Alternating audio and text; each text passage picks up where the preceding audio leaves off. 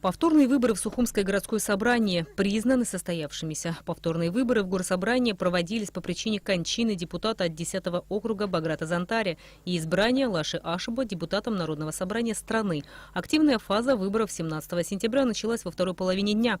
В итоге во втором избирательном округе явка составила 43%, а в 10-м – 28%. В понедельник городская избирательная комиссия подвела предварительные итоги голосования.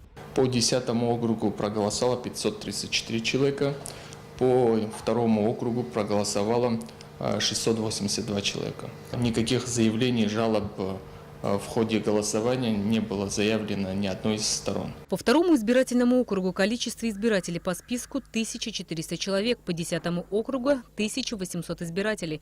Во 2-м округе с отрывом в 48 голосов победил Саид Будба, и в 10-м округе с отрывом в 124 голоса победу одержал Тимур Купалба. В избирательные участки приходили люди, которые держали в руках, то есть просроченные паспорта, однако они не были нами допущены на голосование в связи с тем, что эти паспорта внутренние абхазские не имели юридической силы. Количество этих избирателей такое было огромное, чтобы сказать, что это повлияло на ход голосования и итоги выборов. В 5-дневный срок столичная избирательная комиссия примет решение о регистрации избранных депутатов. Рената Шакай, Эльдар Дамиров, Абхазское телевидение.